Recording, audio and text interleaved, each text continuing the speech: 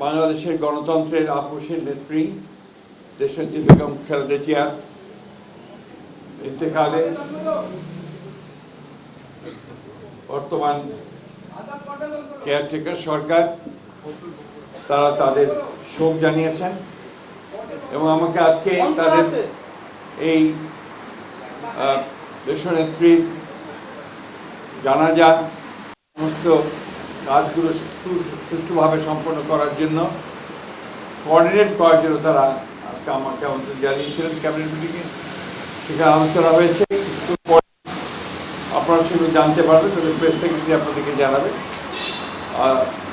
আমাদের প্রধান উপদেষ্টা তিনি বোধহয় একটা জাতীয় উদ্দেশ্যে ভাষণ দেবেন, আপনারা তাদের কাছ থেকে সব কিছু জানতে পারবেন। যেহেতু তাদের মিটিং তারাই জানাবেন, সেটাই ভালো হবে। আমাদের বিষয়গুলো আমরা আপনাদেরকে সকালে জানিয়েছি। আর আমাদের 12:30টার সময় আমাদের স্ট্যান্ডিং কমিটির একটা মিটিং আছে বিএনপির, সেই মিটিংয়ে আমাদের সমস্ত সিদ্ধান্তগুলো চূড়ান্ত করে আমরা আপনাদেরকে আবারও জানাবো, টাইম টু টাইম জানাতে থাকবো। সেক্ষেত্রে আপনাদের কাছে আমরা সর্বাত্মক সহযোগিতা চাইব। আপনারা সবাই দেশনেত্রী বেগম খালেদা জিয়ার জন্য দোয়া করবেন।